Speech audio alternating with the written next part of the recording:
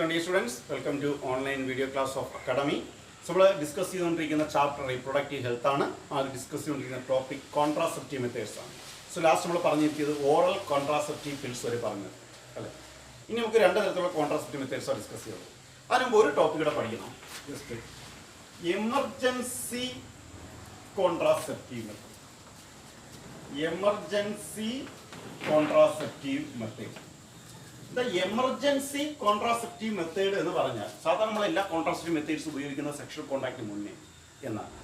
Sexual contact നടന്നു അല്ലെങ്കിൽ ഈ പറഞ്ഞ ഒരു കോൺട്രാസെപ്റ്റീവ് ഡിവൈസ് ഉപയോഗിച്ചു, ഓക്കെ, അത് ഫെയിലുവറായി അല്ല എന്നുണ്ടെങ്കിൽ ഒരു കോൺട്രാസെപ്റ്റീവ് ഡിവൈസ് ഉപയോഗിക്കാൻ മറന്നുപോയി, അതിനുശേഷമാണ് പ്രഗ്നൻസി സ്പേംസ് എൻ്റർ ചെയ്തു, ഓവുലേഷൻ്റെ ടൈമിലാണ് സെക്ഷൽ കോണ്ടാക്ട് ഏർപ്പെട്ടത്, ഇപ്പോൾ പ്രഗ്നൻസി ചാൻസ് ഉണ്ട്, പിന്നീടാണ് പ്രഗ്നൻസി വേണ്ട എന്ന് തോന്നുന്നത്, അല്ലെങ്കിൽ ഈ റേപ്പ് കേസുകളിൽ കോൺട്രാസെപ്റ്റീവ് ഡിവൈസ് ഉപയോഗിക്കാതെയുള്ള ഈ ചില റേപ്പ് കേസുകളിൽ ഉണ്ടാകുന്ന പ്രഗ്നൻസിയൊക്കെ തടയണം. അപ്പോൾ സെക്ഷൽ കോണ്ടാക്റ്റിന് ശേഷമാണ്, സ്പേമിൻ്റെ എൻട്രിക്ക് ശേഷമാണ് പ്രഗ്നൻസി വേണ്ട എന്ന് തീരുമാനിക്കുന്നതെങ്കിൽ ആ പ്രഗ്നൻസി എങ്ങനെ തടയാം? അതാണ് ഇമർജൻസി കോൺട്രാസെപ്റ്റീവ് മെത്തേഡ് എന്ന് പറയുന്നത്. സെക്ഷൽ കോണ്ടാക്റ്റിന് ശേഷം വിത്തിൻ 72 അവേഴ്സിനുള്ളിൽ, വിത്തിൻ 70, അതായത് 3 ദിവസം സെക്ഷൽ കോണ്ടാക്ട് നടന്നതിന് ശേഷം വിത്തിൻ 72 അവേഴ്സിനുള്ളിൽ പ്രഗ്നൻസി തടയുവാൻ പറ്റും. എന്തുപയോഗിച്ചാൽ? അതായത് ഒരു IUDയോ വിത്തിൻ 72 അവേഴ്സിനുള്ളിൽ ഒരു IUDയോ അല്ലെങ്കിൽ ഒരു ഓറൽ കോൺട്രാസെപ്റ്റീവ് പില്ലോ ഉപയോഗിച്ചാൽ വിത്തിൻ 72 അവേഴ്സിനുള്ളിൽ നേരത്തെ പറഞ്ഞ സഹേലി പോലുള്ള ഒരു ഓറൽ കോൺട്രാസെപ്റ്റീവ് പില്ലോ അല്ലെങ്കിൽ ഒരു IUDയോ ഉപയോഗിച്ചാൽ എന്ത് തടയാം? കോൺട്രാസെപ്ഷൻ പോസിബിൾ ആക്കാം, പ്രഗ്നൻസി തടയാം. അതിനെ വിളിക്കുന്ന പേരാണ് ഇമർജൻസി കോൺട്രാസെപ്റ്റീവ് മെത്തേഡ്. ഇപ്പം നിങ്ങൾ ചോദിക്കാതെ എങ്ങനെയാണ്? നമ്മൾ പഠിച്ചു IUD. ഏത് IUD ആണ് ഇവിടെ ഉപയോഗിക്കുന്നതെന്ന് ചോദിച്ചാൽ ഹോർമോൺ റിലീസിങ് IUD ആണ്.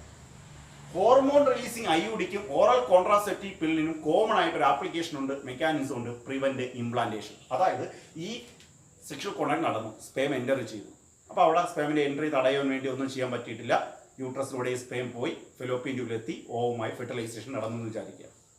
ഈ ഫെർട്ടിലൈസേഷൻ നടന്നു കഴിഞ്ഞാൽ ഫെർട്ടിലൈസ് ചെയ്യുന്ന സൈഗോട്ട് ഉടനെ വന്ന് യൂട്രസിൽ അറ്റാച്ച് ചെയ്യത്തില്ലല്ലോ. നമ്മൾ പഠിച്ചു ഫെർട്ടിലൈസേഷൻ നടന്ന മാക്സിമം 6ാമത്തെയോ 7ാമത്തെ ദിവസമാണ് ഇംപ്ലാന്റേഷൻ നടക്കുന്നത്. 6ാമത്തെയോ 7ാമത്തെ ദിവസമാണ് ഇംപ്ലാന്റേഷൻ നടക്കുന്നത്. അപ്പോൾ ഫെർട്ടിലൈസേഷൻ നടന്നതിന് ശേഷം ഇനിയുള്ള ഒരേ മാർഗ്ഗം ഇംപ്ലാന്റേഷൻ തടയുക. ഫെർട്ടിലൈസേഷൻ തടയാൻ പറ്റിയിട്ടില്ല, ഇനിയുള്ള മാർഗ്ഗം ഇംപ്ലാന്റേഷൻ തടയുക എന്നുള്ളതാണ്. അപ്പോൾ ഇംപ്ലാന്റേഷൻ തടയാൻ കഴിവുള്ള ഓറൽ കോൺട്രാസെപ്റ്റീവ് മെത്തേഡ്സ് ഏതാണ്? Hormone releasing IUDs, oral contraceptive pills. ഇതിൽ രണ്ടിൽ എന്തുണ്ട്? പ്രൊജസ്ട്രജൻ അല്ലെങ്കിൽ പ്രൊജസ്ട്രജൻ ഈസ്ട്രജൻ അടങ്ങിയ കോമ്പിനേഷൻ ഉണ്ട്. ഈ പറഞ്ഞ ഹോർമോൺ റിലീസിങ് IUD ഉപയോഗിക്കുമ്പോഴോ ഈ പറഞ്ഞ സഹേലി പോലുള്ള ഈ പറഞ്ഞ ഓറൽ കോൺട്രാസെപ്റ്റീവ് പിൽസ് ഉപയോഗിക്കുകയോ ചെയ്ത് കഴിഞ്ഞാൽ ഇത് പോയിട്ട് എന്ത് ചെയ്യും? യൂട്രസിൻ്റെ എൻഡോമെട്രിയത്തിൽ പ്രവർത്തിച്ച് ആ ഫെർട്ടിലൈസേഷൻ നടന്നുണ്ടായ ബ്ലാസ്റ്റോസിസ്റ്റിനെ അറ്റാച്ച് ചെയ്യാൻ അനുവദിക്കത്തില്ല, യൂട്രസിനെ അനുവദിക്കത്തില്ല. It become unsuitable, it become the uterus, it make the uterus unsuitable for implantation. Implantation എന്ന യൂട്രസിനെ അൺസ്യൂട്ടബിൾ ആക്കി തീർക്കും.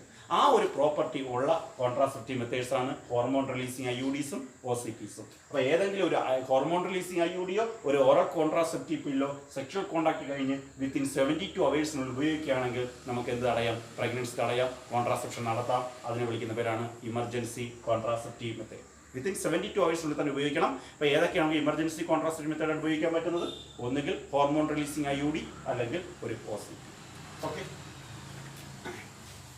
നമുക്ക് അടുത്ത കോൺട്രാസെപ്റ്റീവ് മെത്തേഡ്സിലോട്ട് പോകാം. 5ാമത്തെ type of contraceptive methods, that is injections and implants.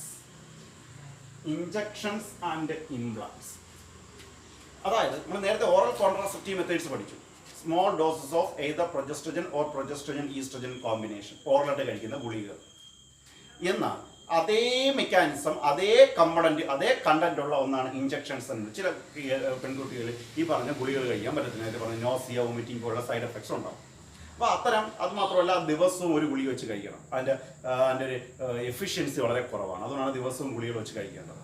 അപ്പോൾ ഈ എഫിഷ്യൻസി കൂട്ടാൻ വേണ്ടി ഇപ്പോൾ എക്സാമ്പിൾ ഈ പറഞ്ഞ പ്രൊജസ്ട്രജനും ഈസ്ട്രജനും അടങ്ങിയ ഇഞ്ചക്ഷൻ ഹോസ്പിറ്റലിൽ പോയി എടുക്കാൻ പറ്റും.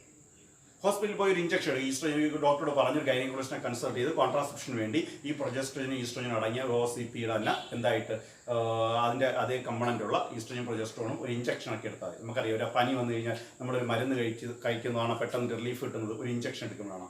ഇഞ്ചക്ഷൻ എടുക്കുന്നതാണ്, അത് പെട്ടെന്ന് ബ്ലഡിലോട്ട് പ്രവർത്തിക്കുകയാണ്. അപ്പോൾ പെട്ടെന്ന് ടാർജറ്റ് ഓർഗനിൽ പ്രവർത്തിക്കാൻ പറ്റും. അപ്പോൾ ഒരു ഇഞ്ചക്ഷൻ, ഈ പറഞ്ഞ പ്രൊജസ്ട്രോജൻ ഈസ്ട്രോജൻ അടങ്ങിയ കോമ്പിനേഷൻ ഒരു ഇഞ്ചക്ഷൻ ആയിട്ട് എടുക്കുമ്പോൾ അതിൻ്റെ എഫക്റ്റ് വളരെ കൂടുതലാണ്, വളരെ പെട്ടെന്ന് ആക്ഷൻ ഉണ്ടാവും, ലോങ് ലൈഫാണ്, കുറേ സമയം അതിൻ്റെ എഫക്റ്റ് നിൽക്കും. മാക്സിമം ഒരാഴ്ച ഒരു ഇഞ്ചക്ഷൻ, അടുത്ത ഒരാഴ്ച ഒരു ഇഞ്ചക്ഷൻ, അങ്ങനെ എടുത്താലും മതി. പക്ഷേ ഹോസ്പിറ്റലിൽ പോകേണ്ടി വരും എന്നുള്ളതാണ്. അപ്പോൾ അതിൻ്റെ എഫിഷ്യൻസി കൂടുതലാണ്, ലൈഫ് വളരെ കൂടുതലാണ്, അതിൻ്റെ ടൈം പീരീഡ് വളരെ, ആക്ടിങ് ടൈം പീരീഡ് വളരെ കൂടുതലാണ്. ഇനി ചില ലേഡീസിന് ഇഞ്ചക്ഷനും എടുക്കാൻ പറ്റത്തില്ല, ചിലപ്പോൾ സൈഡ് എഫക്ട്സ് ഉണ്ടാവുമെങ്കിൽ കുറച്ചുകൂടെ ലൈഫ് കൂട്ടാൻ വേണ്ടി, ടൈം പീരീഡ്, ഇഫക്റ്റീവ് പീരീഡ് കൂട്ടാൻ വേണ്ടി ഇംപ്ലാന്റ്സ് ഉപയോഗിക്കാം. അതായത് ഈ പറഞ്ഞ പ്രൊജസ്ട്രോജനും ഈസ്ട്രോജനും അടങ്ങിയ കോമ്പിനേഷൻ തന്നെ ചെറിയ മാച്ച് സ്റ്റിക്കിൻ്റെ രൂപത്തിൽ, ചെറിയ തീപ്പെട്ടിക്കുള്ളിൻ്റെ രൂപത്തിൽ ഹോസ്പിറ്റലിൽ ഉണ്ടാക്കി വെച്ചിട്ടുണ്ട്. ഇത് ഹോസ്പിറ്റലിൽ നിന്ന് ഡോക്ടറെ കൺസൾട്ട് ചെയ്ത് കഴിഞ്ഞാൽ അവർ ഇതുപോലുള്ള ഈ പറഞ്ഞ ഈസ്ട്രോജനും പ്രൊജസ്ട്രോജനും അടങ്ങിയ ഈ പറഞ്ഞ ഡ്രഗിൻ്റെ രൂപത്തിലുള്ള മാച്ച് സ്റ്റിക്കിൻ്റെ രൂപത്തിലുള്ള ഈ സ്ട്രക്ചർ ഈ സ്കിന്നിൻ്റെ അടിയിൽ വെച്ച് കൊടുക്കും. സ്കിന്നിൻ്റെ അടിയിൽ പെർമനൻ്റ് ആയിട്ട് ഇംപ്ലാന്റ് ചെയ്ത് കൊടുക്കും, തൊട്ടടിയിൽ വെച്ച് കൊടുക്കും. ഇത് അവിടെ ഇരുന്നുകൊണ്ട് പ്രൊജസ്ട്രോജൻ ഈസ്ട്രോജൻ റിലീസ് ചെയ്തുകൊണ്ടേയിരിക്കും.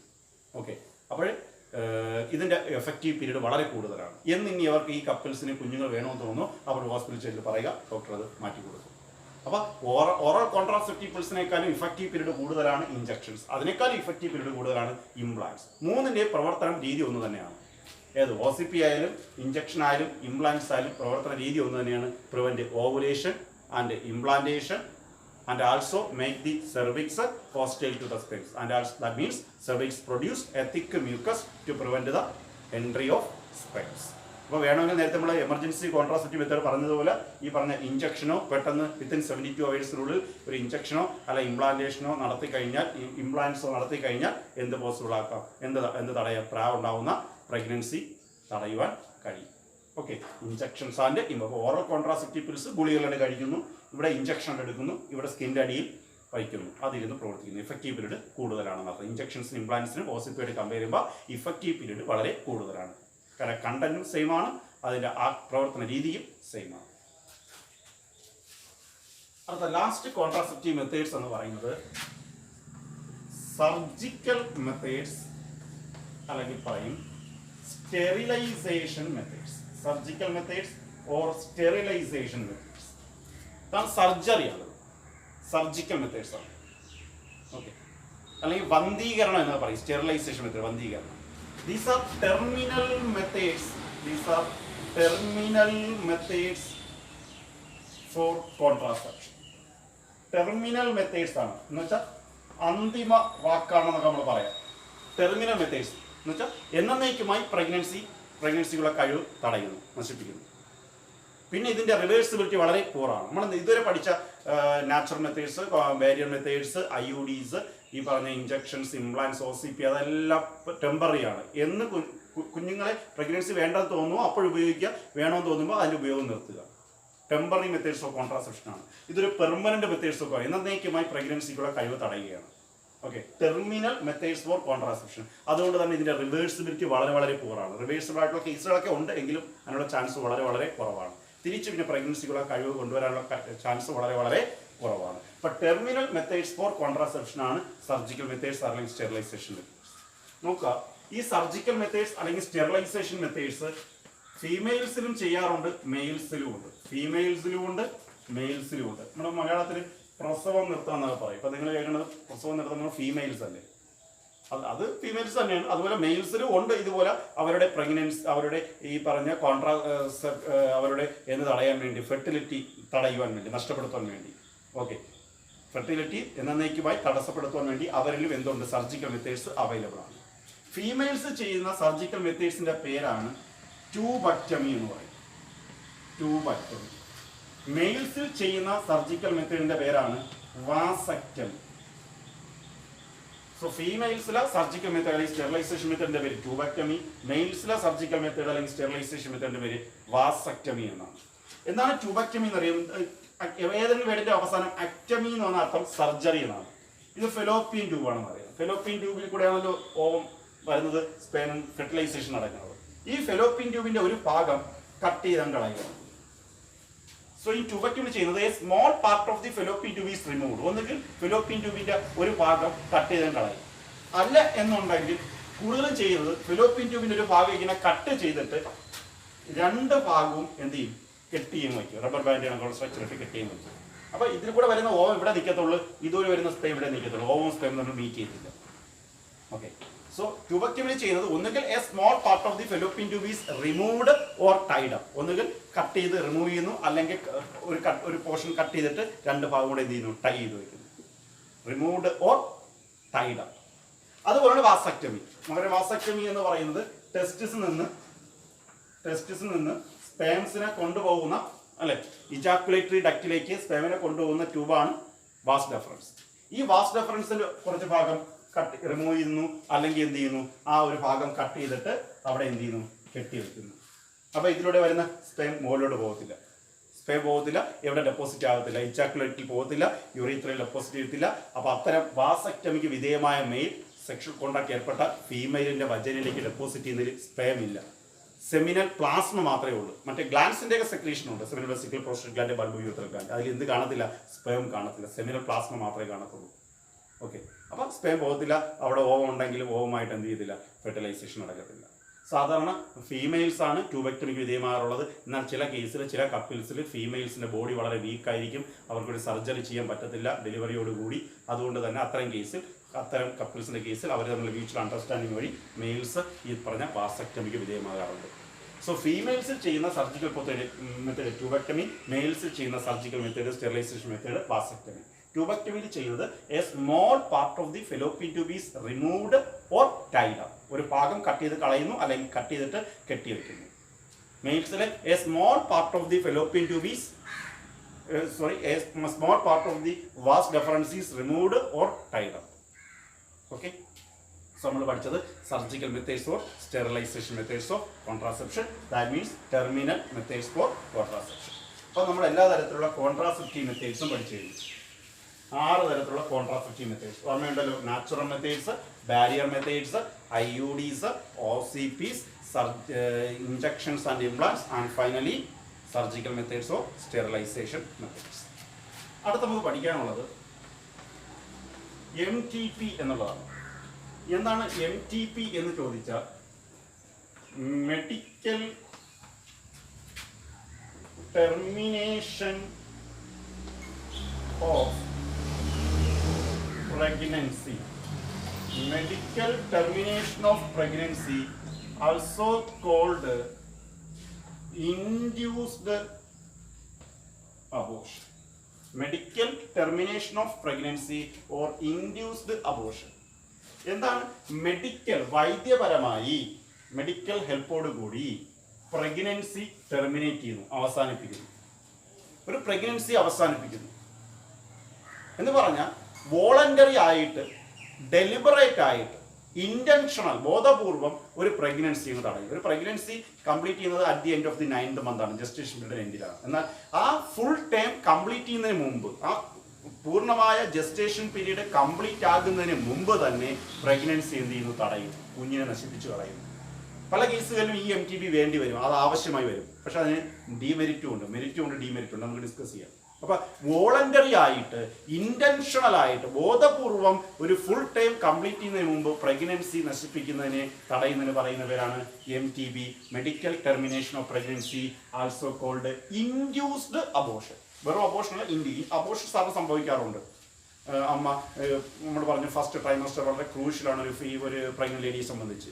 അവർ വളരെ ജോലിയൊക്കെ ചെയ്യുമ്പോഴും വേറെ മരുന്നുകളൊക്കെ മേടിച്ച് കഴിക്കുമ്പോഴും ബോഡിയിലുണ്ടാകുന്ന ആഫ്റ്റർ എഫക്ട്സ് കൊണ്ട് അബോർഷൻ നടക്കാറുണ്ട്. അത് ഇൻഡ്യൂസ്ഡ് അബോർഷൻ അല്ല, MTP അല്ല, അല്ലേ, ബോധപൂർവ്വം ചെയ്യുന്നതല്ല.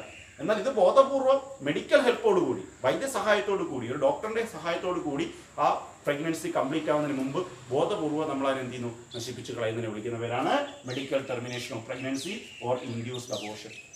ലോകത്ത് ഏകദേശം ഒരു വർഷത്തിൽ തന്നെ 350 മുതൽ 400 മില്യൺ വരെ MTP നടക്കുന്നുണ്ടെന്നാണ് പറയുന്നത്. 350 മില്യൺ, 1 മില്യൺ വെച്ചാൽ 10 ലക്ഷം, 350 മില്യൺ മുതൽ 400 മില്യൺ വരെ MTP നടക്കുന്നു.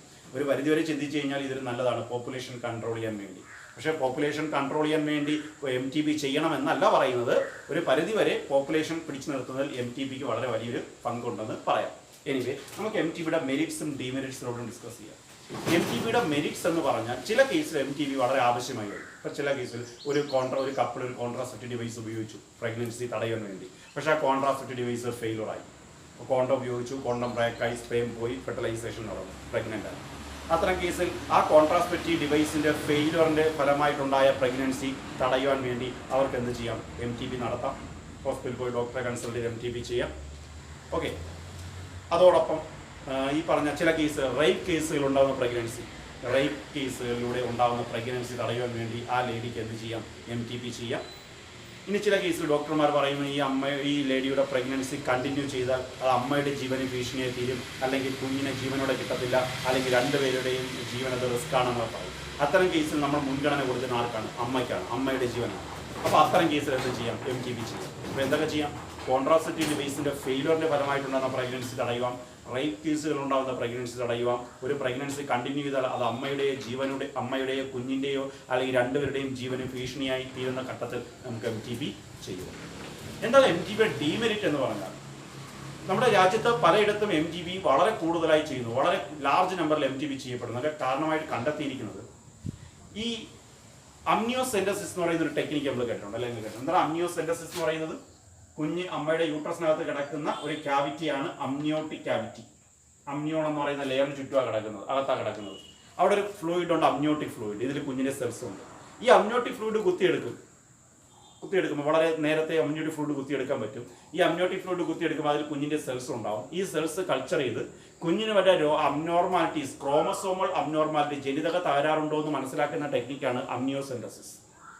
അതിനുവേണ്ടി അത് ഉപയോഗിക്കേണ്ടത്. എന്നാൽ അത് മിസ്യൂസ് ചെയ്യപ്പെടുന്നു, ദുരുപയോഗം ചെയ്യും. കാരണം ഈ കുഞ്ഞിന്റെ സെൽസ് കുത്തിയെടുക്കുമ്പോൾ, അമ്നിയോട്ടിക് ഫ്ലൂയിഡ് കുത്തിയെടുത്ത് കുഞ്ഞിന്റെ സെൽസ് കൾച്ചർ ചെയ്യുമ്പോൾ ആ സെൽസിലൂടെ കുഞ്ഞിന്റെ ക്രോമസോമൽ പാറ്റേൺ പഠിക്കാൻ പറ്റും. ക്രോമസോം എന്ന് വെച്ചാൽ XX ക്രോമസോം ആണെങ്കിൽ അത് ഫീമെയിലും XY ക്രോമസോം ആണെങ്കിൽ മെയിലാണെന്ന് ഐഡന്റിഫൈ ചെയ്യും. അപ്പൊ ക്രോമസോമൽ അബ്നോർമാലിറ്റി കണ്ടെത്തുന്നതിന് വേണ്ടി ഉപയോഗിക്കേണ്ട ഒരു ടെക്നിക്ക് എന്തിനു വേണ്ടി ദുരുപയോഗം ചെയ്യുന്നു? കുഞ്ഞിന്റെ സെക്സ് ഡിറ്റർമിൻ ചെയ്യാൻ വേണ്ടി ഉപയോഗിക്കുന്നു. അങ്ങനെ കുഞ്ഞിന്റെ സെക്സ് ഡിറ്റർമിൻ ചെയ്ത് കുഞ്ഞ് ഫീമെയിൽ ആണെന്ന് പറഞ്ഞാൽ ആ കപ്പിൾസിന് പലപ്പോഴും ആ പെൺകുഞ്ഞിന് വേണ്ട. നമ്മുടെ സമൂഹത്തിൽ നിൽക്കുന്ന ഒരു പ്രശ്നമാണ്. പെൺകുഞ്ഞിനെ ക്യാരി ചെയ്യാൻ പലരും വിസമ്മതിക്കുന്നു. അല്ല, ആദ്യത്തെ പെൺകുഞ്ഞാണെങ്കിൽ അവർക്ക് അഡോപ്റ്റ് ചെയ്യാൻ, അവർക്ക് അക്സെപ്റ്റ് ചെയ്യാൻ ഒരു ബുദ്ധിമുട്ട് പല കമ്മ്യൂണിറ്റീസിലും കാണും. നോർത്ത് ഇന്ത്യൻസിലോട്ടോ പോയി കഴിഞ്ഞാൽ, മറ്റ് സ്റ്റേറ്റ്സിലോട്ടോ പോയി കഴിഞ്ഞാൽ അത് വളരെ വളരെ കൂടുതലാണ്. നമ്മുടെ കേരളത്തിലും അത് ഒരു പരിധിയിൽ ഉണ്ടെന്നൊക്കെ പറയാം. ഓക്കെ. അപ്പോൾ ഈ പറഞ്ഞ പെൺകുഞ്ഞാണെന്ന് മനസ്സിലാക്കിയാൽ ആ പെൺകുഞ്ഞിനെ നശിപ്പിക്കണം, അവർക്ക് വേണ്ട. അപ്പോൾ പ്രൈവറ്റ് ഹോസ്പിറ്റലൊക്കെ ആണെങ്കിൽ അവിടെ ഡോക്ടർമാരെയൊക്കെ സ്വാധീനിച്ച് അവർ അതിനെ നശിപ്പിച്ച് കളയുന്ന ടെൻഡൻസി. അത് നമ്മളിങ്ങനെ പറയും ഫീമെയിൽ ഫീറ്റിസൈഡ് എന്ന് പറയും. ഫീമെയിൽ ഫീറ്റിസൈഡ്, പെൺ ഭ്രൂണഹത്യ. നമ്മൾ പഠിച്ചിട്ടുള്ളതാണ്. ഫീമെയിൽ ഫീറ്റിസൈഡ്, പെൺ ഭ്രൂണഹത്യ. ആ കുഞ്ഞിനെ ആ പ്രഗ്നൻസി സ്റ്റേജ് തന്നെ എന്ത് ചെയ്യും? നശിപ്പിച്ച് കളയുന്നു. ആ ഫുൾ ടൈം എത്തുന്നതിന് മുമ്പ്. മനസ്സിലാക്കുക, ഒരു ആൺകുഞ്ഞ് ജനിക്കുന്നതിനുള്ള അവകാശം ഒരു പെൺകുഞ്ഞിനുമുണ്ട്, ഒരു ആൺകുഞ്ഞിന് ജീവിക്കാനുള്ള അവകാശം ഒരു പെൺകുഞ്ഞിനുമുണ്ട്. അത് പലപ്പോഴും നമ്മൾ എന്ത് ചെയ്യുന്നു? തടയുന്നു. ഓക്കെ. അങ്ങനെ ഫീമെയിൽ ഫീറ്റിസൈഡിന്റെ നമ്പർ, പെൺ ഭ്രൂണഹത്യയുടെ നമ്പർ ഇങ്ങനെ വളരെയധികം കൂടി വരുന്നു. ആ ഫീമെയിൽ ഫീറ്റിസൈഡിന് വേണ്ടി പലപ്പോഴും എന്തിനാ മിസ്യൂസ് ചെയ്യുന്നു? MTB മിസ്യൂസ് ചെയ്യുന്നു. ഇങ്ങനെ ലാർജ് നമ്പർ ഫീമെയിൽ ഫീറ്റിസൈഡ് കണ്ടെത്തിയതോടുകൂടി നമ്മുടെ ഇന്ത്യ ഗവൺമെന്റ് 1971 ഒരു നിയമം കൊണ്ടുവന്ന് ആ നിയമത്തിന് കീഴിലാക്കി MTB ലീഗലൈസ് ചെയ്ത, നിയമവിധേയമാക്കിയ വർഷമാണ് 1971. ഈ പറഞ്ഞ ഫീമെയിൽ ഫീറ്റിസൈഡിന് വേണ്ടി ഇല്ലീഗലായി MTB ചെയ്യുവാൻ പാടില്ല എന്ന വളരെ സ്ട്രിക്റ്റ് ആയിട്ടുള്ള നിയമത്തോടു കൂടി 1971 MTB ഇന്ത്യ ഗവൺമെന്റ് ലീഗലൈസ് ചെയ്തു. ഓർത്തിരിക്കുക, ഇന്ത്യ ഗവൺമെന്റ് MTB ലീഗലൈസ് ചെയ്ത ഇയർ എന്ന് വെച്ചാൽ 1971. എന്തിനാണ് ലീഗലൈസ് ചെയ്യുന്നത് വെച്ചാൽ ഫീമെയിൽ ഫീറ്റിസൈഡിന്റെ നമ്പർ വളരെയധികം കൂടിപ്പോയി. അമ്നിയോസെന്റസ് നടത്തി കുഞ്ഞിന്റെ സെക്സ് മനസ്സിലാക്കി, അത് പെൺകുഞ്ഞാണെന്ന് മനസ്സിലാക്കി കഴിഞ്ഞാൽ ആ പെൺകുഞ്ഞിനെ നശിപ്പിക്കുന്ന അവസ്ഥ, MTBക്ക് വിധേയമാക്കുന്ന അവസ്ഥ, ഫീമെയിൽ ഫീറ്റിസൈഡ്. അതിന്റെ നമ്പർ വളരെ കൂടുതലാണെന്ന് കൂടിപ്പോകുന്നു എന്ന് കണ്ടെത്തിയതിന്റെ ഫലമായിട്ടാണ് അതിനെ ലീഗലൈസ് ചെയ്തത്. ഓക്കെ. ഇതാണ് MTB. അപ്പം അതിന് മെറിറ്റ്സും ഉണ്ട്, ഡീമെറിറ്റ്സും ഉണ്ട്. ചില ഘട്ടങ്ങളിൽ അത് വേണ്ടി വരും. ഈ പറഞ്ഞ ഫീമെയിൽ ഫീറ്റിസൈഡിന് വേണ്ടി ഉപയോഗം ചെയ്തത് അതിന്റെ ഡീമെറിറ്റ് ആയിട്ട് നമുക്ക് പറയാം. നമുക്ക് അടുത്തൊരു ടോപ്പിക്കിലോട്ട് പോവാം. അടുത്ത് നമുക്ക് പഠിക്കാനുള്ളത് STIs, that is sexually transmitted infections. Sexually transmitted infections or venereal diseases എന്നും പറയും. VD, venereal diseases, or also called reproductive tract infections. Reproductive tract infections, RTIs. So 3 പേര് sexually transmitted infections or venereal diseases VD or reproductive tract infections RTIs. എന്ന് പറഞ്ഞാൽ എന്താ sexually transmitted infection? പണ്ടൊക്കെ നമ്മുടെ ടെക്സ്റ്റിലെ infections അത് diseases ആയിരുന്നു. Sexually transmitted diseases എന്നായിരുന്നു. അതൊക്കെ ഒന്ന് കുറച്ചൊന്ന് മോഡിഫൈ ചെയ്ത് സെക്ഷുവലി ട്രാൻസ്മിറ്റഡ് ഇൻഫെക്ഷൻ ആക്കിയിട്ടുണ്ട്. ഓക്കെ, എന്താണെന്ന് വെച്ചാൽ സെക്ഷുവൽ കോൺടാക്റ്റിലൂടെ ട്രാൻസ്മിറ്റ് ചെയ്യുന്ന ഡിസീസുകൾ. Okay, the diseases which are transmitted through the infections which are transmitted through sexual contact. Sexual contact ൂടെ ട്രാൻസ്മിറ്റ് ചെയ്യുന്ന ഇൻഫെക്ഷൻസുകൾക്ക് പൊതുവായി പറയുന്ന പേരാണ് sexually transmitted infections or venereal diseases or reproductive tract infections. സാധാരണ കണ്ടുവരുന്ന കുറച്ച് STIസിന്റെ പേര് നമ്മൾ ടെക്സ്റ്റ് പറഞ്ഞിട്ടുണ്ട്. അതിന്റെ പേര് ഇവിടെ പറയാം, നോക്കുക. എയ്ഡ്സ് നിങ്ങൾ കേട്ടിട്ടുള്ളതാണ്. Hepatitis B, genital herpes, genital warts, gonorrhea, syphilis, chlamydiasis, trichomoniasis. ഓക്കെ, നമ്മൾ ടെക്സ്റ്റ് പറഞ്ഞിട്ടുള്ള STIs ഏതൊക്കെയാണ്? AIDS, hepatitis B, genital herpes, genital warts WARTS, genital warts, gonorrhoea, syphilis, chlamydiasis, trichomoniasis. പേരുകളൊന്ന് കേട്ട് വെച്ചിരുന്നത്. ഇത് എയ്ഡ്സും ഹെപ്പറ്റൈറ്റിസ് ബി ഈ രണ്ടെണ്ണം ഇവർ STIs മാത്രമല്ല, സെക്ഷുവലി ട്രാൻസ്മിറ്റഡ് ഇൻഫെക്ഷൻ മാത്രമല്ല, സെക്ഷൽ കോൺടാക്റ്റിലൂടെ അല്ലാതെയും സ്പ്രെഡ് ചെയ്യാം. ഫോർ എക്സാമ്പിൾ, ഒരു എയ്ഡ്സ് ഉള്ള ഒരു അമ്മയിൽ നിന്ന് കുഞ്ഞിന് വന്നുകൂടെ ബ്രസ്റ്റ് ഫീഡിങ്ങിലൂടെ വരാം. അതോടൊപ്പം ഈ അൺസ്റ്റെറിലൈസ്ഡ് സിറിഞ്ചുകൾ ഷെയർ ചെയ്യുന്ന വഴി, നീഡിൽസ് ഷെയർ ചെയ്യുന്ന വഴി വരാം. അല്ലെങ്കിൽ ഒരു HIV ഇൻഫെക്റ്റ് ആയിട്ടുള്ള പേഷ്യൻ്റിൽ നിന്നുള്ള ബ്ലഡ് ട്രാൻസ്ഫ്യൂഷൻ സ്വീകരിക്കുന്ന വഴി വരാം. അപ്പം എയ്ഡ്സും ഹെപ്പറ്റൈറ്റിസ് ബിയും സെക്ഷൽ കോൺടാക്റ്റിലൂടെ അല്ലാതെയും എന്ത് ചെയ്യാം? സ്പ്രെഡ് ചെയ്യാം. ബാക്കിയെല്ലാം ജെനറ്റൽ ഹെർപ്സ് പറഞ്ഞ ബാക്കിയെല്ലാം STIs മാത്രം, സെക്ഷൽ കോൺടാക്റ്റിൽ മാത്രമേ സ്പ്രെഡ് ചെയ്യത്തുള്ളൂ. ഓക്കെ, ഇനി അടുത്ത പോയിന്റ്സ്. ഈ 3 disease, AIDS, hepatitis B, genital herpes, ഈ 3 STIസിന്റെ പ്രത്യേകത, these are not completely curable. These are not completely curable. Complete ആയിട്ട് ട്രീറ്റ് ചെയ്യാൻ പറ്റത്തില്ല. നേരത്തെ കണ്ടെത്തിയാൽ പോലും കംപ്ലീറ്റ് ആയിട്ടുള്ള ഒരു ക്യൂറിങ് പോസിബിൾ അല്ല, കംപ്ലീറ്റ് ട്രീറ്റ്മെന്റ് പോസിബിൾ അല്ല. വേറെ ഈ genital warts, gonorrhoea, syphilis, chlamydiasis, trichomoniasis ഒക്കെ ആണെങ്കിൽ നേരത്തെ കണ്ടെത്തി കഴിഞ്ഞാൽ പ്രോപ്പറായി ട്രീറ്റ്മെന്റ് നടത്തി കംപ്ലീറ്റ് ആയിട്ട് ക്യൂർ ചെയ്യാൻ പറ്റും. അപ്പൊ കംപ്ലീറ്റ്ലി ക്യൂറബിൾ അല്ലാത്ത 3 STIs ഉള്ളൂ. വളരെ important, AIDS, hepatitis B, genital herpes. ഇന്നലെ കഴിഞ്ഞ ദിവസം എൻട്രൻസ് എക്സാമിന് ചോദിച്ച ക്വസ്റ്റ്യൻ ഞാൻ പറയുന്നത്. ഓക്കെ, കംപ്ലീറ്റ്ലി ക്യൂറബിൾ അല്ലാത്ത STIs ഏതൊക്കെ? AIDS, hepatitis B, genital herpes. ഇവരെ നേരത്തെ കണ്ടെത്തിയാൽ പോലും നമുക്ക് കംപ്ലീറ്റ് ആയിട്ട് ക്യൂർ ചെയ്യാൻ പറ്റത്തില്ല. ഓക്കെ, കംപ്ലീറ്റ്ലി ക്യൂറബിൾ അല്ലാത്ത STIs ആണ്. ഇനി ഈ STIസിന്റെ ഇത് മാറ്റുന്നു. STIസിന്റെ പ്രധാനപ്പെട്ട സിംറ്റംസ് എന്താണെന്ന് ചോദിച്ചാൽ, പ്രധാനമായും ഇതിന് കണ്ടുവരുന്ന സിംറ്റംസ്, നോർമലി STIസിന്റെ സിംറ്റംസ് വളരെ മൈൽഡ് സിംറ്റംസ് ആണ്, വളരെ ചെറിയ സിംറ്റംസ് ആണ്. ഓക്കെ, എന്തൊക്കെ ഇതിന്റെ പ്രധാനപ്പെട്ട സിംറ്റംസ് എന്ന് ചോദിച്ചാൽ, ഇച്ചിങ്, ചൊറിച്ചനുപ്പെടുക, സ്വെല്ലിംഗ് ഉണ്ടാവുക, ഫ്ലൂയിഡ് ഡിസ്ചാർജ്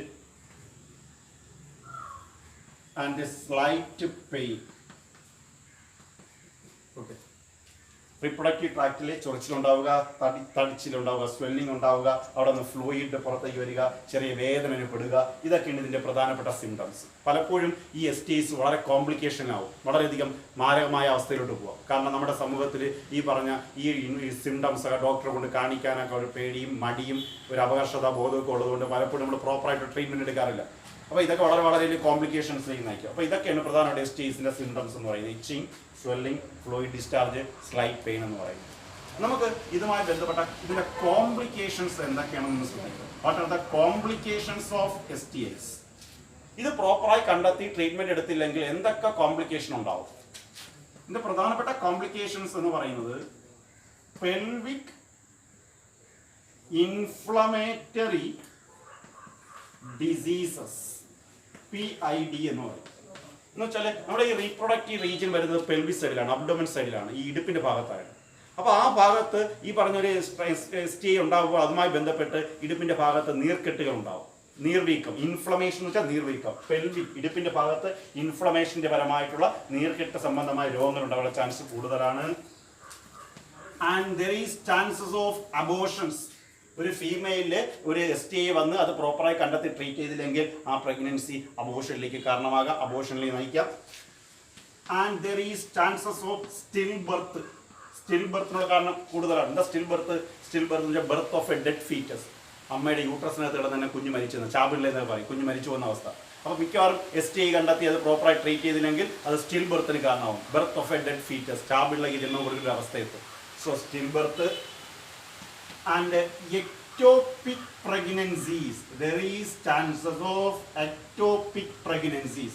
എന്താ എക്ടോപിക് പ്രഗ്നൻസി എന്ന് വെച്ചാൽ നോർമലി പ്രഗ്നൻസി ഇവിടെ യൂട്രസിലാണ്. എന്നാൽ ഈ ചില STIs ഒക്കെ യൂട്രസിലൊക്കെ സ്പ്രെഡ് ചെയ്യുമ്പോൾ എംബ്രിയോ ഉണ്ടായാലും ആ എംബ്രിയോ യൂട്രസിൽ ഒന്നും അറ്റാച്ച് ചെയ്യാൻ പറ്റത്തില്ല. അതിന്റെ ഫലമായി ആ ഉണ്ടാവുന്ന എംബ്രിയോ എവിടെ തന്നെ അറ്റാച്ച് ചെയ്യും? ഫെലോപ്പിയൻ ട്യൂബിന്റെ വഴി തന്നെ അറ്റാച്ച് ചെയ്യും. നോർമലി ഫെലോപ്പിയൻ ട്യൂബിൽ ഫെർട്ടിലൈസേഷൻ നടക്കും, ഉണ്ടാകുന്ന കുഞ്ഞ് എവിടെ വരണം? യൂട്രസിൽ വരണം. എന്നാൽ യൂട്രസിൽ ഇൻഫെക്ഷൻ ആയിരിക്കുന്നതിന്റെ ഫലമായിട്ട് കുഞ്ഞിനെ യൂട്രസിലൊന്നും അറ്റാച്ച് ചെയ്യാൻ പറ്റത്തില്ല, ഫെലോപ്പിയൻ ട്യൂബിൽ ഇരുന്നതിനെ കുഞ്ഞ് വളരും. അത്തരം പ്രഗ്നൻസി വിളിക്കുന്ന പേരാണ് ectopic pregnancy. Pregnancy in the fallopian tube is called ectopic pregnancy. Okay, pregnancy in the fallopian tube. So ectopic pregnancy, fallopian ട്യൂബിൽ കുഞ്ഞ് അറ്റാച്ച് ചെയ്ത് പോകാൻ ചാൻസ് ഉണ്ട്. അപ്പോൾ അറിയാലോ ഇതിന്റെ കോംപ്ലിക്കേഷൻ. ഇവിടെ കുഞ്ഞിരുന്ന് വളർന്നു കഴിഞ്ഞാൽ ഫെലോപ്പിയൻ ട്യൂബ് വളരെ ചെറിയ ട്യൂബാണ്, അതിരുന്ന് ബിഗസ്റ്റ് അവസാനം പൊട്ടും, അബോർഷനും കാരണവും, സിവിയർ ബ്ലീഡിംഗ് ഉണ്ടാവും, അമ്മ മരിച്ചു പോകുന്ന അവസ്ഥ വളരെ കൂടുതലാണ്. അപ്പോൾ എക്ടോപിക് പ്രഗ്നൻസിയുള്ള ചാൻസ് STI യിൽ ബന്ധപ്പെട്ട് വരാം. Then and there is chances of infertility. ഒരു STI വന്ന്, ഒരു സെക്ഷുവലി ട്രാൻസ്മിറ്റഡ് ഇൻഫെക്ഷൻ വന്ന്, നേരത്തെ പറഞ്ഞല്ലോ ഏതെങ്കിലും STI വന്ന് അത് പ്രോപ്പറായി ഡയഗ്നോസ് ചെയ്ത് ട്രീറ്റ്മെന്റ് എടുത്തില്ലെങ്കിൽ അയാൾ മെയിൽ ആയിക്കോട്ടെ ഫീമെയിൽ ആയിക്കോട്ടെ ഇൻഫെർട്ടൈൽ ആവാനുള്ള, റീപ്രൊഡക്റ്റീവ് കപ്പാസിറ്റിയെ ഇല്ലാതാവാനുള്ള ചാൻസ്, നഷ്ടപ്പെട്ടു പോകാനുള്ള ചാൻസ് വളരെ കൂടുതലാണ്. ഏറ്റവും പ്രശ്നം എന്ന് പറയുന്നത് there is cancer. ഒരു STI കണ്ടെത്തി അത് പ്രോപ്പറായി ട്രീറ്റ്മെന്റ് എടുത്തില്ലെങ്കിൽ അത് എന്തിലോട്ട് നയിക്കാം? ക്യാൻസറിലേക്ക് നയിക്കാം. ഇതൊക്കെയാണ് ഇതിന്റെ പ്രധാനപ്പെട്ട കോംപ്ലിക്കേഷൻസ്. എന്തൊക്കെയാണ് STIസുമായി ബന്ധപ്പെട്ട കോംപ്ലിക്കേഷൻസ്? പെൽവിക് ഇൻഫ്ലമേറ്ററി ഡിസീസ്, ഇടുപ്പിന്റെ ഭാഗത്ത് നീർക്കെട്ട് സംബന്ധമായ രോഗങ്ങൾ വരാം, അബോർഷൻസ് കാരണമാവാം, സ്റ്റിൽ ബർത്ത് എന്ന് വെച്ചാൽ ചാപിള്ള, birth of a dead foetus, ectopic pregnancy in the fallopian tube, infertility and cancer. Okay, എന്തൊക്കെയാണ് ഇതിൻ്റെ നമ്മൾ ഈ പറഞ്ഞ ഈ STIs വരാതിരിക്കാനുള്ള പ്രിവെന്റീവ് മെഷേഴ്സ് എന്തൊക്കെയെന്ന് പറയാം, അതിൻ്റെ പ്രിക്കോഷൻസ് എന്തൊക്കെയെന്ന് പറയാം. പ്രധാനമായിട്ടും പ്രിക്കോഷൻ എന്ന് വെച്ചാൽ ഇങ്ങനെ പറയുന്നത്: avoid sexual contact with unknown or multiple partner. Unknown പാർട്ണേഴ്സുമായിട്ടോ അല്ലെങ്കിൽ മൾട്ടിപ്പിൾ പാർട്ണേഴ്സുമായിട്ടുള്ള സെക്ഷൽ കോൺടാക്ട് ഒഴിവാക്കുക. Okay, always try to use condoms during coitus സമയത്ത് എന്ത് യൂസ് ചെയ്യാനുള്ള ശ്രമിക്കുക? കോണ്ടംസ് ഉപയോഗിക്കുക. നമ്മൾ തുടക്കത്തിൽ പഠിച്ചു, കോണ്ടത്തിന് അഡ്വാൻറ്റേജ് കഴിഞ്ഞ ക്ലാസ്സിൽ പഠിച്ചു. STI എന്നുള്ള പ്രൊട്ടക്ഷൻ തരുന്ന ഒരേ ഒരു കോൺട്രാസെപ്റ്റീവ് മെത്തേഡാണ് കോണ്ടംസ്. വേറെ ഒരു കോൺട്രാസെപ്റ്റീവ് മെത്തേഡും ഈ ഒരു പ്രൊട്ടക്ഷൻ തരുന്നില്ല. STIs എന്നുള്ള പ്രൊട്ടക്ഷൻ പ്രൊവൈഡ് ചെയ്യുന്ന ഒരേ ഒരു കോൺട്രാസെപ്റ്റീവ് മെത്തേഡാണ് കോണ്ടം. അപ്പോൾ കോണ്ടംസ് യൂസ് ചെയ്തുള്ള സെക്ഷൽ കോണ്ടാക്ട് ഏർപ്പെടാനുള്ള ശ്രമം നടത്തുക. And if there is any doubt, please go to a qualified doctor for early detection, and if it is diagnosed with STI, go for better treatment. ഈ പറഞ്ഞ നമ്മൾ നേരത്തെ പഠിച്ചത് ഇത് ഏതെങ്കിലും സിംറ്റംസ് തോന്നിക്കഴിഞ്ഞാൽ വെച്ചുകൊണ്ടിരിക്കാതെ നല്ലൊരു ഡോക്ടറെ കൺസൾട്ട് ചെയ്യുക, ഡയഗ്നോസ് ചെയ്യുക. STI ആണെന്ന് കണ്ടെത്തി കഴിഞ്ഞാൽ വളരെ പെട്ടെന്ന് നല്ലൊരു ട്രീറ്റ്മെന്റിലേക്ക് പോകുക. അപ്പോൾ എന്തൊക്കെ അതിൻ്റെ പ്രിക്കോഷൻസ് ആണ് ചോദിച്ചിട്ടുണ്ട്. എന്തൊക്കെ precautions? Avoid sexual contact with unknown or multiple partners, always try to use condoms during coitus, and if there is any doubt of STI, go to a qualified doctor for early detection and diagnosis, and if it is diagnosed with an STI, go for better treatment. So we just complete sexually transmitted infections. Okay, thank you.